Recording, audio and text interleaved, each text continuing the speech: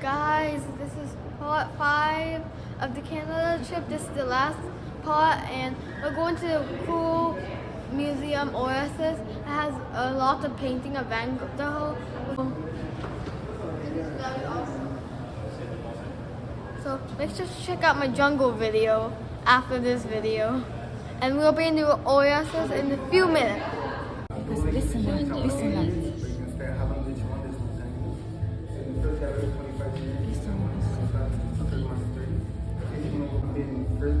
When you will enter the first gallery, you're probably going to be in the middle of the presentation, where you can sit and wait for the start of the room, and after you understand how everything is on.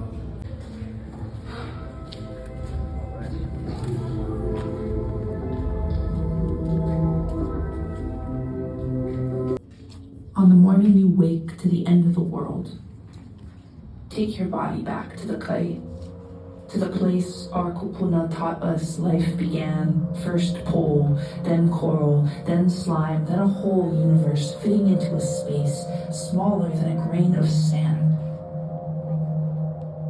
Then Ea rising through the ocean, pulling the tides that make mountains, valleys, and the rivers that cut through them. Remember our Aina, for all the ways she had fed us. In the quiet darkness before the black. In Hawaii, we have this saying that says "Ikawa mamua, ikawa mahope," which means the time in front of you and the time behind you. But kawa mamua, the time in front of you, also means the past, and the time behind you, kawa mahope, means the time that comes after or the future. And so, one of the things that's kind of written into our understanding of time is. This is so enjoying. I like this. Oh my God, they're coming. I was born and raised in Hawaii. This has been my home for my entire life. I was excited to go into work Saturday. I was just like a flood alert. We get those a lot. But I looked down at it and I froze. Like, I looked at it and I could not believe what I was looking at.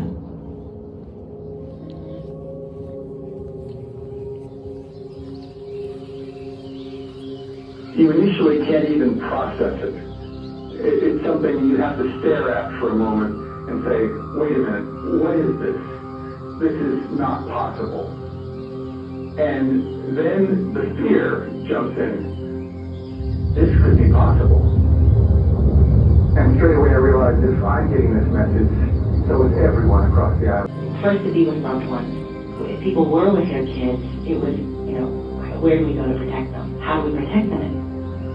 Our girls are 7 miles away, and Bruce said, I don't know if this is real or not, but I need to be with them. What I should absolutely know, that if this was real, and... February 13, 2018, 8:08 and 0 seconds a.m. 911, please, fire ambulance. Police, I guess. Emergency, not emergency. And I just got an alert on my phone saying there was a ballistic missile inbound. Yeah, we just got it too, but it's happening to us right now too. So what are we supposed to do? You know what, let me get you to dispatch. 911, please, fire ambulance. Hello?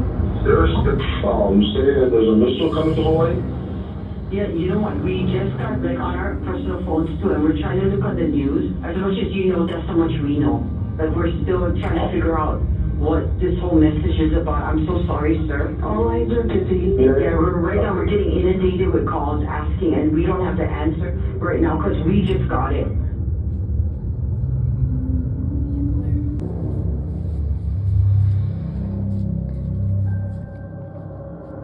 My beauty sleep, and then they told us that they just got a text that there would be a missile attack, and that we would have to hide very safely. So many people panicked. People were shoving their children, and it still haunts me, down storm drains against their will.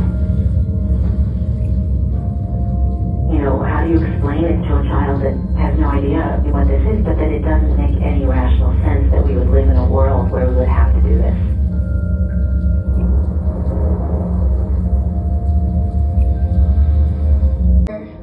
My friend friends that I grew up with are there. They are my people. That day I was reading in the library message after message.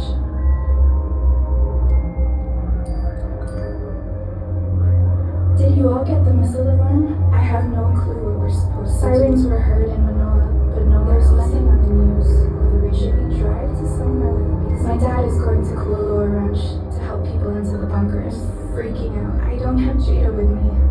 I'll have to drive to her. Tamara, how much time do we have? What can we do? My friends wanted answers. They wanted a way out. And I knew I didn't have one to give them.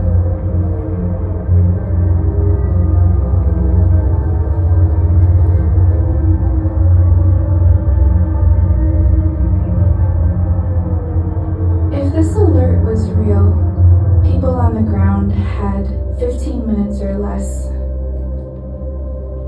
Last wave.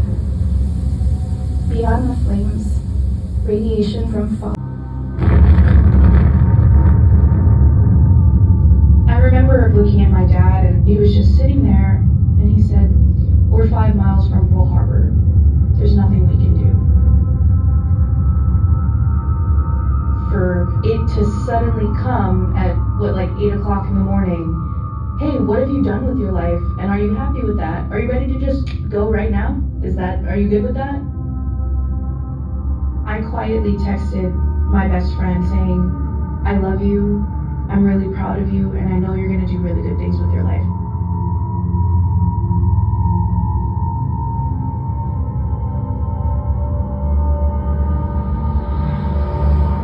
As soon as I got onto our 2-lane highway, there was overall chaos all around me.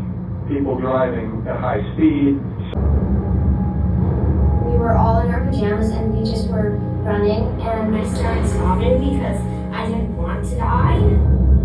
I remember Jacqueline, she was really tired from all of the running. She got on my dad's back. We ran to a building that is quite substantial, like somebody believed that there was some kind of a shelter in that building. As we got to the building, there was a huge surge of several hundred people, and they were screaming at us, "There's no room here, there's no room here, find somewhere else." So we just stood outside, horrified, terrified, thinking, the people inside might make it, and we're not gonna make it.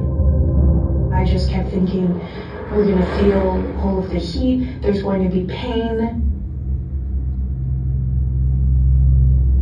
In Hiroshima, they have the shadows of people burned into ground and walls from how hot and intense the blast was. And I kept The horizon, we were looking Holy for cow. something to I crash cannot on record the everything ocean. because it'll be 80 minutes, so It was I such should a divide this powerful part moment to for us. part 2 of the It was almost Oasis. as We'll if see. it might have been the I'm gonna last stop recording moment for of a little us being while. a family together. Is this the next one?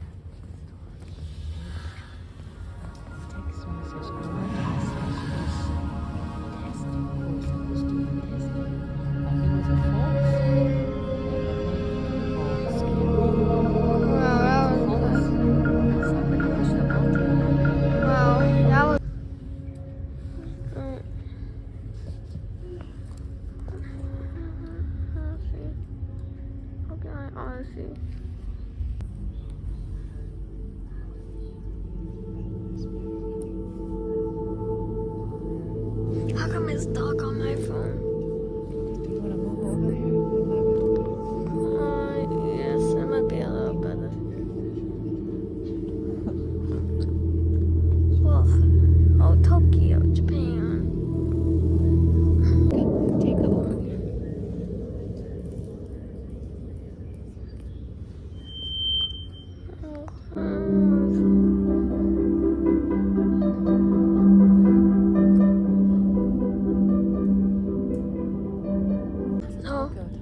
Tokyo Tower in Japan.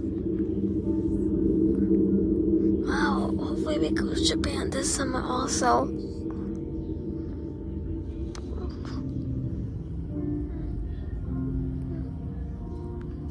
Wow.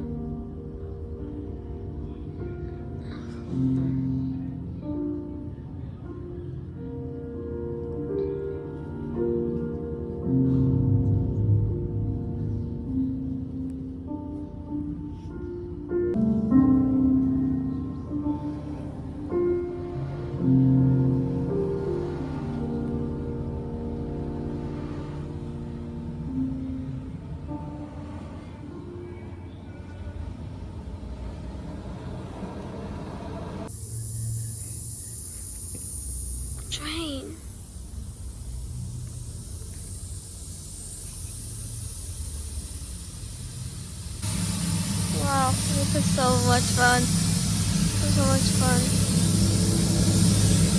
What is this?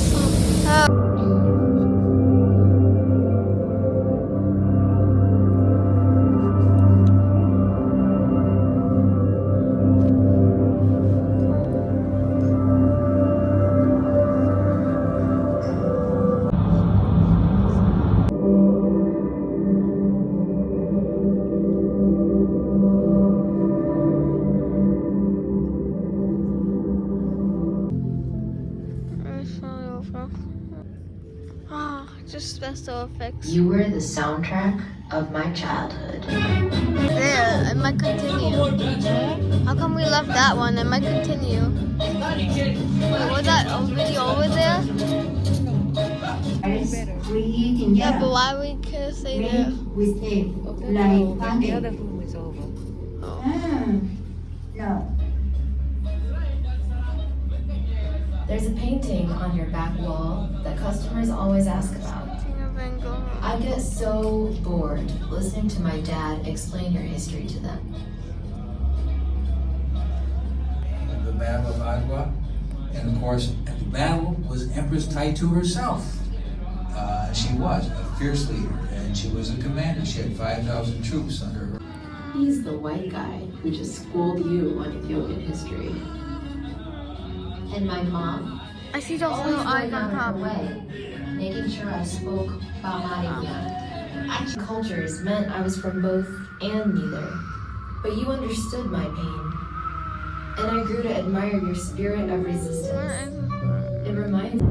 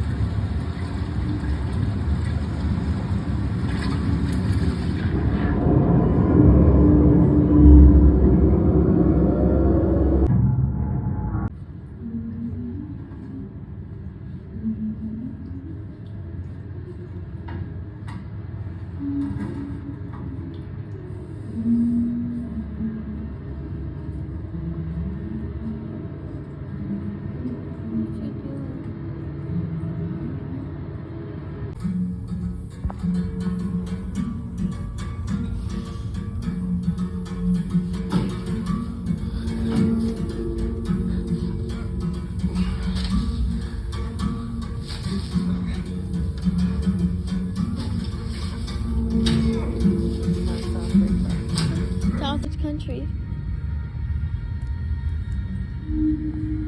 Look at what's he doing?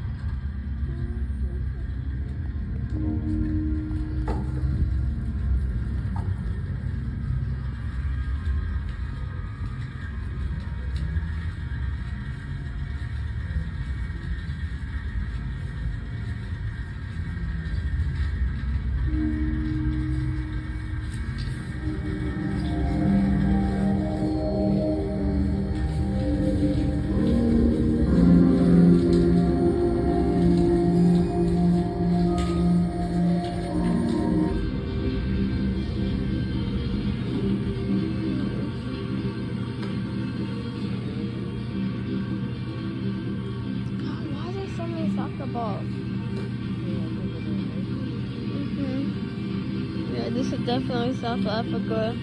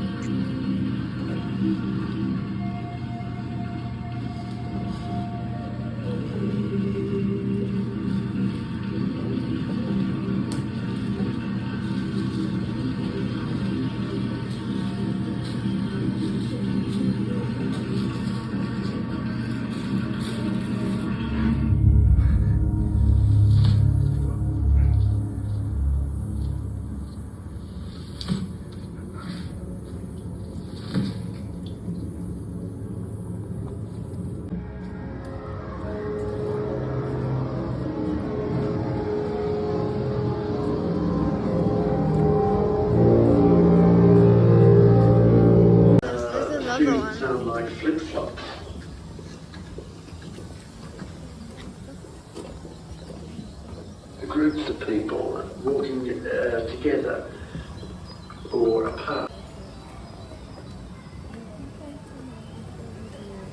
There's the rustling of the newspaper from somebody sitting on the next bench. Further out to the right and behind me there's the car park and the sound of people starting and stopping their cars and driving off. Way off to the left there's the main road and the noise of the heavy traffic roaring past. In the distance off and fight and stop a load of bits of food. There's the splash splash of the paddle boat, sounds of children.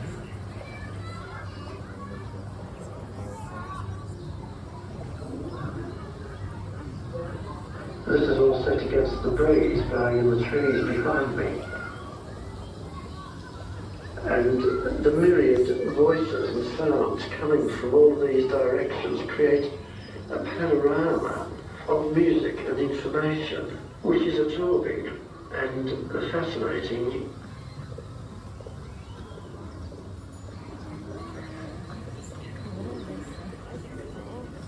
I suddenly hear a voice from the lake.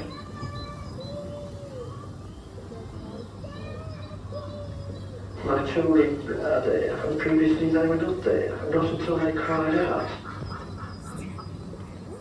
The strange thing about it is that it's a world which consists only of activity. Every sound is a point of activity. Where there is no activity, there's no sound, and then that part of the world dies.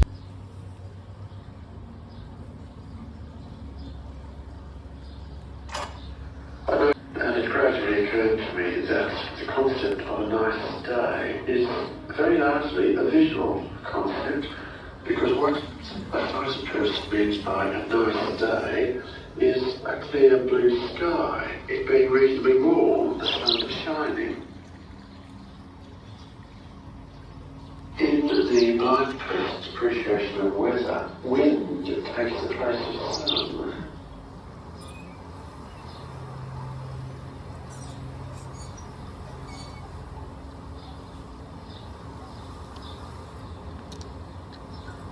For me, a nice day is when there's a wind blowing, because the wind brings all the noises in the environment to life.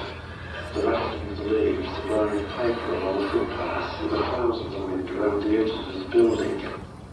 The feel of the wind in my hair, on my face, in my clothes.